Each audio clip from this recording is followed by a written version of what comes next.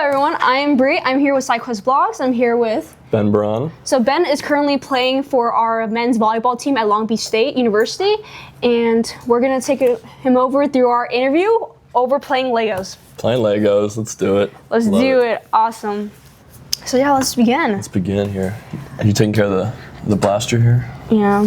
Actually, this was if you can see right there, it's We already got some of the stuff going on here.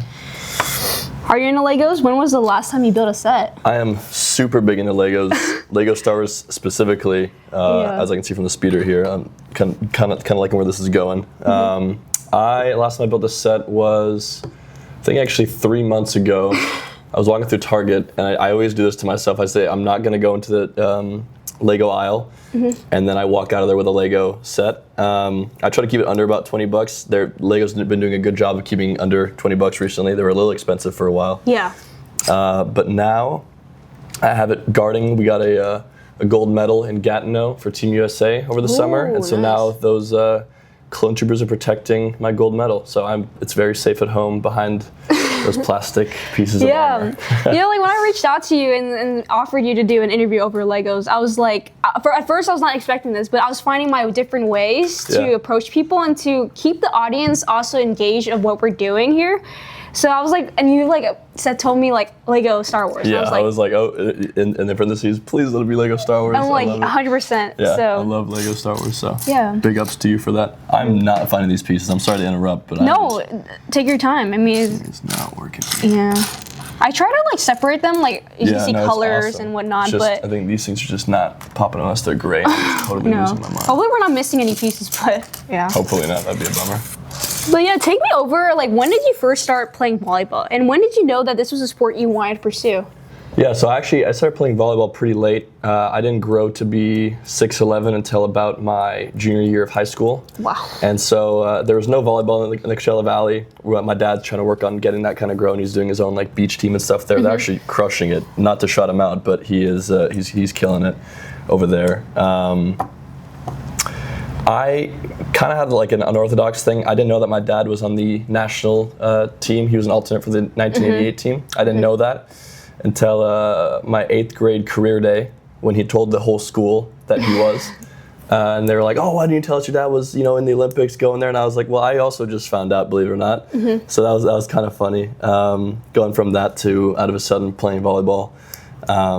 And then I started my first year. I kind of went to some other clubs. I think my first ever camp was actually a 9-for-9 camp where McKay was the coach of the camp. I didn't know it at the time. I didn't even think about Long Beach in my head or even playing at college. And then, I don't know, I kind of started doing it more. I started playing club. I found my teammate in Palm Desert who really wanted to play too, Zach Bellos, best friends. Started making the trip out there to volleyball. He would drive, my dad would drive. We would kind of just take turns going back and forth, and we would go to OCVC where we played under some really good coaches. And then I started getting some offers, and I was like, well, here we go. Then took the offer to go to Ohio State and ended up here at Long Beach. So kind of a compressed story there, but yeah. All right. So how tall are you? I would say I'm anywhere, depending on the day, between 6'10" and 7 feet tall. So there's a pretty broad range. When I have shoes on and everything, about 7 feet tall, I would say. When we were in Cuba, I met a guy who was actually 7 feet tall, or not. They were on the Cuban team. We weren't in Cuba, but I was kind of looking up a little. I was like, I don't like that at all. Yeah. But yeah, so I would say about 6'11" is where I land on average. And were you just like you said, you had a growth spurt back in your junior year, right? Yeah. Were you a regular height? Are your parents tall? Yeah, so my dad's 6'8", my mom is 6'2". I was about 5'8" until my freshman year of high school. And then I kind of grew from 5'8" to about 6 foot, and then 6 foot to 6'4", and then 6'4" to 6'11". That's crazy. And that was not a good year. My biology teacher didn't even recognize me. She was like, who's this new student in the class? I was like, it's me. Yeah. She didn't believe me. Yeah. And were there any challenges for you to overcome within your first years of playing volleyball? Just in general, Yeah, for sure. So I had the privilege of having my dad kind of coach me through some stuff.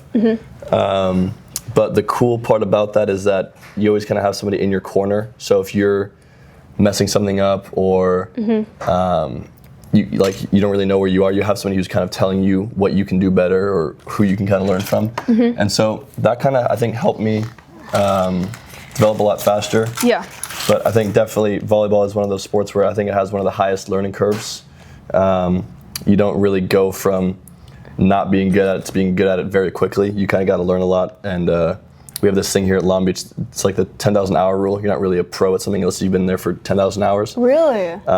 Is that just like a motivational thing your coaches tell you, or? Yeah, I mean, there's probably some sort of data, someone backing it up. These are the wrong pieces. They look the same, but they're not. They have this. We read these books. We do these little retreats every fall where we kind of go through and we kind of read some of these growth mindset books to kind of help you figure out the mental side of the game, because that's a huge part of the game, obviously. So we read a lot of books, and I think one of the books, I can't remember the name of it specifically, but it goes over the 10,000 hour rule. We kind of just use that as a base where you can get frustrated, with stuff, but you're not even close to that 10,000 hour rule, so you can kind of use that to ground yourself a little bit. Really? Yeah. So that's always kind of helpful. Awesome. And it's these ones. who inspires you within your volleyball career? Were there any coaches prior to your college career that stood out to you? Yeah, I mean, obviously, I have to mention my dad for that. He kind of before I even really knew it, had this kind of insane work ethic, and I would always kind of mess around and just kind of lollygag, I guess is the word that he would use. Yeah. And it kind of got to this point where I was like, this guy's really putting in the work, and he's running his own businesses, he's doing his own stuff, he's raising a family, he's traveling for work and all this stuff, and it's kind of it was insane for me to kind of realize how much he did. And then at that point I was like, well, this is actually kind of a cool role model, it's kind of that awkward phase where you're like, oh wait, maybe my dad is a cool guy or whatever. Yeah. You're like, oh no, I have to listen to him. You found out that they played Olympic volleyball at I'm pretty sure, would you say your 7th grade or something like that? Yeah, eighth grade, yeah. So that was kind of the cool thing about him too, is that he was very hands off with letting me discover my love for sport. He didn't force anything on me, which I think is really beneficial to the sport. I think a lot of young people that get forced into sports at an early age kind of get burned out pretty easily. Yeah. And were there any coaches that, like you said, other than your dad, that have, been there for you? I mean, before volleyball, not really. I never really did any sport at a high enough level where the coaches really made a difference. It was kind of just developmental stuff. Yeah. So, I mean, obviously, my track coaches, basketball coaches, all the people that kind of helped me along the athletic journey, I guess you could say, would be good. Yeah. I think after college, or after I got into college, it was when I really found some really good coaches. Yeah. Jose Loyola, who does beach now for UCLA women's beach volleyball. He was one of my first teachers for the beach volleyball side of my sport, and he made me believe that I could do stuff that I was never gonna be able to achieve, but he made me kind of really see myself doing it. I can't find this piece again, I'm sorry. No worries. What piece is it? It's just another one of these. Oh, okay. It might be in the bags. Yeah, I was kind of looking through it. I don't know where these, I don't know where it's gone.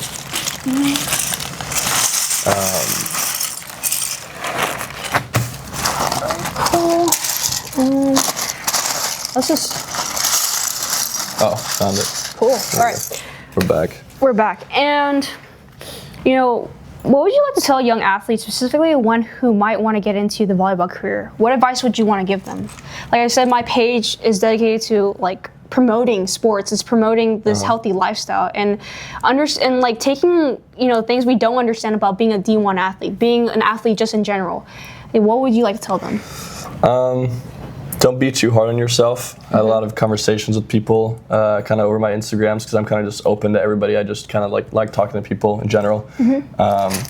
And I think somebody asked me at some point, hey, I kind of just realized I'm not going to make it D1. How do I deal with this? And I was like, honestly, the fact that I'm here, a lot of the time I just attribute it to luck. Just things fell in the right order. Sometimes you get sometimes you get unlucky. Obviously, being tall helps, but you can't like destroy your life over these things because they're never gonna, like, you can't just live life like that. You got to kind of have fun with it, and once you start having fun with it and you get better at it, then you can kind of achieve it. But if you don't have that, like your heart's not in it, or you're just doing it for a different reason, like, just find something else to do, because unless you really truly love your sport, and I have trouble with this all the time too, there's going to be very little that you can do in the sport that kind of keeps you going with it. Like, especially with people that face a lot of burnout, you got to find other hobbies to do. You got to find other things to do. There's tons of issues all over the sport that you got to kind of deal with. Yeah. And, you know, a lot of people don't really recognize that. They kind of think, oh, it's going to be hard because I have to play sports, but there's a lot of stuff behind it too, where you just, you know, you're up at like midnight thinking about stuff, and you just shouldn't be. So. And do you deal with burnout, like, up to this day now? Oh yeah. I've kind of always made the joke that I hate volleyball. That's obviously a joke. I play the sport. I'm at a very nice institution. I love it here. I love all the coaches. But there are times where you just kind of wake up and you're not feeling it, and you got to kind of grind it out. And those are the days where, you know, you really do not want to be doing it, and you got to find a way to kind of just get through it. Yeah, and that's very interesting because, you know, I was talking to Nato earlier, and he was like saying like it is an immense a lot of pressure. And when I'm like there in the crowd with you guys, like not with you guys, but like they're supporting you guys, I just see how it's like fast. I mean, I did a play-by-play with Bruce, you know, the commentator, and he was like, you're basically, you know, reading out the rules just the way it goes. Yeah. And how do you deal with the pressures of being on court? Do you still like feel it? I don't really feel a lot of external pressure. I think I have pretty high standards for myself, so I think a lot of the pressure, unfortunately, comes from myself, which is definitely a problem. I would not recommend anybody to do that. It's not a very fun thing. But the cool thing about that is that people in the crowd that like try to heckle you and do all this stuff, I've told myself stuff that's, you know, 10 times worse before. You're gonna have a hard time kind of rattling me. So there's good and bad parts of kind of having that internal struggle or kind of facing pressure, because you either deal with it your own way or you stop playing the sport, you know? So it's kind of just, I personally, there's obviously times where you're like, okay, this is a must do, and you feel that kind of external pressure, but for the most part, it's kind of just figuring out how to kind of stay out of my own head to kind of protect myself from myself, I would say. Yeah. And do you have any like tips for people that are like, as an athlete, a young athlete or a high school athlete that are like dealing with the pressures that you're going through, because you're on the level of like, you're up there, and like, how do you unwind for a long day? You know, what unwinding? Do you do? Yeah, I think a lot of what I like to do is, I'm pretty creative, and that's kind of the bummer with volleyball as a sport, is unless you're really good at it, which I'm not, there's not really a lot of room for creativity. Like there's systems in play, you got to do this when this happens and all this kind of stuff, and obviously that's how the game works, compared to like basketball, where you can kind of, you see a lot of these guys that are pretty, I mean, just creative, like obviously. So I think when I get home, I try to just be as creative as I can. I like to draw stuff. I don't draw very well, but I like drawing stuff out, sketching ideas out, kind of just staying on top of what's happening in the creative world. I don't really like anything that's too sophisticated. I just like having something cool to look at, obviously, I would say. So that's probably my answer to that. And then like you said, volleyball is your entire, you know, like life right now. Life right here at Long Beach. Yeah. I mean, and you did say that it did get to you at some points where you're just like, you know, burnout, you know, the pressures of maybe I hate volleyball and stuff like that. Yeah, exactly. But my question to you is, you know, how do you like get back into it? Like get back into like fight the burnout? And I know you said that you had your own ways, but how about like, is there like any meditation or whatnot? Like, because I'm like very interested in going to like the mental health aspect. Mental health part of it, yeah. The athletes. So there's a couple of stuff, like a couple of things that I do.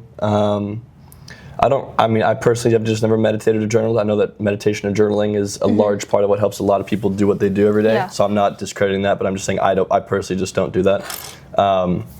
I like to just kind of watch film of myself. I do a lot of, like, I'll post stuff on TikTok and stuff. And last year, or a couple of years ago, I kind of got ripped on for posting like these clips from practice film on my TikTok and saying like, oh, you know, nice swing or whatever. A lot of people were thinking that I was trying to be standoffish or whatever, kind of show the world how cool I was. And a lot of it is just like if you're really feeling burned out and you kind of have no idea what you're doing, you can kind of look back at those and be like, okay, that was a good swing. Maybe I am good at volleyball, or you kind of have to get yourself back into it and kind of like find the love again, even when it's not the easiest thing to find. Yeah. What piece are you trying to look for? It's these little These over ones. Yeah. Try looking over here. You good to go? All right. Thank you. See, brother. Okay. So here, I found one of them right here. It's kind of hidden. Oh wow. It's right there, and then I know I'm like having you build them. Huh? Yeah, my phone's right there. Cool. Hey, See it? We love Mauricio. We love you. That's the goat. Yeah. Okay, I think. Oh yeah, perfect. Boom. Found that. You're killing All right, it. cool. And do you have a routine before a match? Do you have any superstitions going into a match? I have my little pregame coffee. I love coffee, so I have my little Nespresso machine at home that I use. So I'll try to do that. As far as routine, I kind of just show up. The more that I think about volleyball, the worse I am at it. I've kind of come to find out. So as far as pregame rituals or anything, I kind of just keep it as minimal as possible. Yeah. Try not to psych myself out of it or any of that kind of stuff. I just kind of roll into the game. Obviously, we watch film as a team, and we have a bunch of like actual information gathering that we do before. But as far as like routine, I'm kind of boring. I know it's not for the best content or anything, but there's no This one right here. legitimate like every game I do this or every game I do this. It's kind of just I roll in and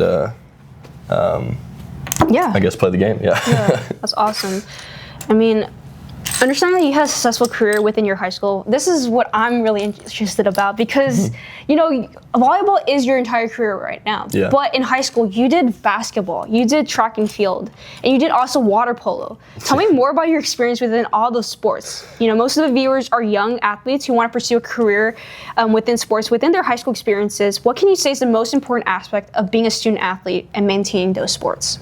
Yeah, so I think obviously when you look at me, I'm not a water polo build guy. I was 160 pounds in high school. I was not a very big guy, so water polo wasn't jumping off the table at me when I first started. But I think something that my dad really brought up was if you look at the sports that I did in high school, besides basketball, they're all kind of cross-training for volleyball. So water polo is a lot of like rotational stuff, kind of the similar motion that you do in volleyball. And so he's obviously very smart. He's been through it before, and he kind of knew what was going to help me achieve my kind of goals long term. And so a lot of the sports that I went into weren't just because I wanted to play that sport. It was just because, oh wow, look at you. Yeah. It was kind of just because I was cross-training for volleyball. And I guess that was kind of one of the things that motivated me to do those things. And obviously when you play sports in high school, you develop a lot of really good connections. I met some of my best friends playing sports. And I think obviously you could put your whole career into playing a sport, and in high school you just say, hey, maybe this isn't the one for me, and you try things like soccer. Like I was a decently good soccer goalie. I fantasized soccer growing up. It was like my sport. I loved it. Yeah. And I played soccer, and then I broke my collarbone, and all of a sudden I stopped playing soccer, and then there it was. Then it was something else entirely. So I think if you lock in this kind of long-term vision, you kind of set yourself up for failure. Yeah. But if you kind of just go through it with the idea that like, hey, this is a fun sport for me to do for now. I'm just kind of doing this until it either works out or it doesn't. That's kind of a better way to set yourself up, because then you're not, putting everything on the line for something that maybe doesn't matter in, a month or two. So in my opinion, I think it's cool to have as many sports under your belt as possible, because if something happens, you can kind of pivot pretty quickly, and you're not locked into one sport specifically. So. And then you did say that like water polo, you do a lot of rotational and stuff, and that's similar to volleyball. So would you say you're grateful and appreciative of your experiences within those sports, and that helped you gain a successful career in volleyball? I think the other thing too is like we had these 5 a.m. swims before water polo practice in the morning. Yeah. And no matter how brutal practices or conditioning was for volleyball, I could always just tell myself, well, at least it's not water polo. So it's kind of just one of those sports where you're pretty freed up about it. It kind of helps you out a little bit. Amazing. And let's go back to track. What events did you do in track, and what positions did you play in basketball? I was a power forward. I have yet to know what that means in basketball. I wasn't good enough to kind of really get through that. I'm still looking for one of these here. I got you. Let me see. But I played power forward in basketball. I kind of was just in the paint and then just dunked the ball. That was kind of it. And then for track and field, I did discus, shot put. I tried the 100 meter, did not do that. I tried the hurdles, almost tore my ACL doing that. And then I did high jump. And I tried long jump a little bit, but I think high jump was the one that I was better at. I found it. There we go. Okay, there we go. Yeah. And let's transition over to Ohio State. Tell me more about your time at Ohio State. What made you decide to attend Long Beach instead? Yeah, so I think obviously I was kind of pretty young to the volleyball world, so I didn't really know, I had no idea what team was what or who was what, so I heard it from, I got my first ever offer from Ohio State, and I was like, well, you guys had faith in me first, I'll go with you guys. Yeah. And then from then I didn't have as good as a time as I thought I was going to have. No discredit to their program, it's just I'm just wired for warm weather, and it was not warm there. Spoiler alert. So here we are. I got in the transfer portal. Sotos, my other teammate who I live with, he was a big proponent of that too. We had just been talking, and he was like, "Yeah, Long Beach is really cool. Maybe you should hop in the portal and see what happens." And I was like, "Okay, well, whatever. Like, it can't get worse than it is right now." Tell me more about the atmosphere, because I know standing in from the student crowd, it's insane. It's so fun. It is awesome. And you get into it. Yeah. We had a pretty poor fan attendance at Ohio State. It wasn't really well advertised or whatever the other problems were for it. Yeah. But besides that, I think just the quality of players. If you look at people that are coming through this program and leaving to go play pro, there's a pretty high ceiling of skill ceiling in this team. So kind of coming here knowing that I was going to have some pretty good pieces to help me along the way was going to be pretty crucial, obviously. And we're going to have pretty well so far. I met some really cool people, some lifelong friends, and kind of just been loving it so far. Yeah. Amazing. And what were some tips that you have for any new beginner volleyball player? I think, again, just don't be too hard on yourself. This sport, no matter how good you are at it, there's always going to be mistakes. That's something that I'm still dealing with too is, you make a blocking move and you're like, oh, I love it. And then they just decide not to hit at you. And it's just, okay, well, you just didn't get the block. And you're like, oh, what? Yeah, I got to get this or I got to get this. And you could lose your mind doing it. Just have, just be patient with yourself. I struggle with this too, just talking to yourself well. Don't say I'm the worst or I suck or all this stuff, because then that's going to transfer over a little bit. That's how I would just say, give yourself time. Yeah, and then like I said, with any D1 score, any D1 or any college sport, you're traveling a lot. Your whole life is your sport if you're an athlete here. And like I said, you live a busy lifestyle basically. What is your life outside of volleyball? And what is something that most people don't know about you? Yeah, so I'm actually, I wouldn't say I'm a nerd, I'd say I'm a geek. I have a 3D printer that I use. I have a robotics background. I'm pretty into it with that kind of stuff, the whole kind of crowd. I love talking to smart people and having conversation with them about what they're going to do with their lives, because they always have really cool ideas about it. Need one of these. So I think outside of volleyball, I think a lot of people probably don't know this, but I'm just kind of a huge nerd, geek, whatever you want to, whatever the appropriate word is for it. I love, talking to people about just stupid stuff that makes, zero difference to my actual life, but it's just cool to talk about.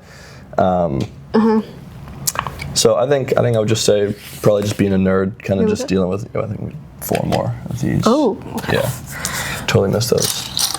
It's actually really interesting that you have said that you're like a geek and stuff like that, because when I watch you guys are just so into it, and you're basically telling me that you have a completely different life than volleyball, and that's nice, because a lot of people lose their, and it's also nice for my views because a lot of people are kind of because for me, when I was in high school athlete, I used to say, oh, this, because I was track athlete, like track. Exactly, yeah. But, it's important to also maintain that you're also a human being. You're a human outside of your sport, and that's 100%. so important. Like, I kind of have a lot of times where you kind of get lost in it, and you kind of have no outside life, basically, besides it. And so, for me, it's just obviously staying strong outside of it and kind of keeping to what you want to do is pretty important, I think. So that's definitely just another tip too. Find a hobby outside of volleyball because you don't want to get sucked in. And what is your biggest take on your position, knowing that you play a middle blocker? Yeah. Other than blocking, I mean, you guys move as a team, right? I was telling Nato earlier today, like, it's so important that you guys, even though you're a middle blocker, right, you guys know how the team works and who plays what and what, because volleyball, the ball is in the air. You're going to have to play every single role out there. Yeah. And everyone has to know, everyone almost has to know every part of the, everyone's position. What would you say is one of the most important aspects of being within a team and playing as a team? Yeah, I think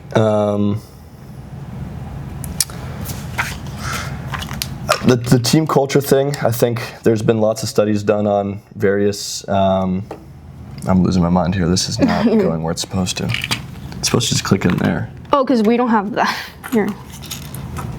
Well, no, we have, it's supposed to go in there, but I just don't know how it's supposed to. If it's... All right, let me see. Yeah.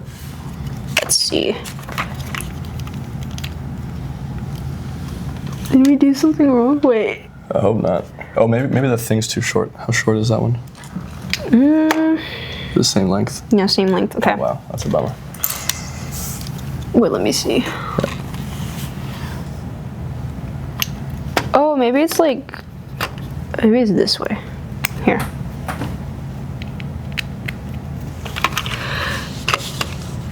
Does that work? Could be. Okay. Just whatever. We'll just move on with it. So many speculations of what being a D1 athlete is all about. But from your experience, can you tell me more about your expectations coming here to Long Beach?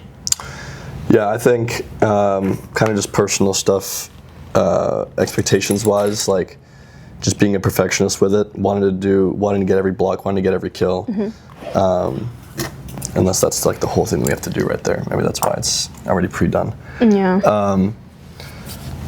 I think the expectations. Sorry, I just completely forgot the question. Yeah. We can also slow down the Lego if you want to do more questions, or we can do Lego stuff too. It doesn't matter. It's up to you. Yeah, whatever you want. So the question was what was your expectations coming here? Before knowing this whole entire college athlete thing, and then your expectations versus reality on that. Yeah. So I think the expectations for it were obviously pretty high. Like Long Beach was a fairly highly ranked school. I think they were literally number 1 or 2. And so coming from number 15, which Ohio State was at the time, I kind of knew that I had to put some more work in than I thought I was going to have to. Yeah. And so as when I came here, we were going on the trip to Europe, and we had a fundraiser and do all this stuff, and they wanted me to jump serve, and I had never jump served before, and I was like, oh, what is this? So you go in the gym after hours, and I tried serving 100 balls a day. And it worked a little bit. I'm not saying I'm the best jump server ever, which is why I float serve now. But being able to adapt pretty quickly and saying hey, I got to put this work in more than I think, because I think a lot of people have that work ethic, but I think a lot of people don't have that extra work ethic, just really being putting a goal out and saying I'm going to serve 100 balls a day, or if you're a setter, I'm going to set 100 balls, or I'm going to just different goals, and giving yourself an actual goal that you can do instead of saying I'm just going to go to the gym and serve a couple of balls. So I think just being pretty critical with it. And then you're playing on a successful team, like you said. We're number 1 in volleyball for men's. I mean, you have Skylar Varga as your captain, and then you have freshman sensation Moni Nikolov. And then you have senior Nato Dickinson, who's heading on toward his professional career in volleyball. What have you learned the most from your teammates? I think the beauty of this team is a lot of pieces come and go. You have a lot of people who come in for a year and then leave to go play pro instantly. You have a lot of people that are here for 6 years, 5 years, whatever. And everyone kind of seems happy with it. Obviously, they're not happy they're not playing, but they're fairly well adjusted to seeing somebody in their position and not being critical of them and kind of just being their biggest supporter. I think our coaching staff has created a culture where we're all kind of we want each other to win, because the end goal is to win the national championship. Yeah. And And so I think, obviously, like you meet people like, so does my roommate Skylar, who I think is literally one of the best volleyball players I've ever seen play volleyball. You got middles like DM and Laz, who are always getting the most insane stuff. Nato is insane too, because like he came into college I think being a setter. He was a setter in club, and then he played oppo for us. He played in the middle recently to help us get to where we are now. So having all these players just really get to show off what they can do is, I think, one of the coolest parts about this team. Amazing. And when I went to your matches, I would see the immense amount of support you have from the crowd, and whether there are students here or even kids of all ages from volleyball clubs coming to support you. Has there ever been a moment that stood out to you that you felt proud? And can you tell me more about your role model? Yeah, so I think, like the proudest thing I think was I've never really had fans. I never really was good enough to have fans, or like not, I didn't blow myself up enough to have fans. And so I think there was one game, I forgot which game it was, that we played recently, and I spent probably 45 minutes like going to people across the whole stadium, taking pictures, getting signs and stuff, and I was like, this is really cool actually. And then you have the people in your DMs after like, hey, great game, not expecting a response, and you're there like, oh, thanks for coming, dude, I appreciate it. Yeah. So I think that's something for me is like, if you're choosing to spend your Saturday or your Friday with us, and you want to say hi to me, of course I'm going to make time for that. Like that to me is just a no-brainer. I think a lot of people on our team kind of get jaded by it. They're obviously really good and they see it all the time. Yeah. And they've probably been around it longer than I have. So that kind of reality has washed off on them. But I think for me, I love the fans. I love giving back to them as much as I can, obviously by even just taking a picture, saying hi, or having a little conversation, because to me it actually means something. It's cool to have somebody there taking videos of you and tagging it on your story. Like that's just so cool to me, like seeing that. Yeah, thank you. That's all the questions I have for you.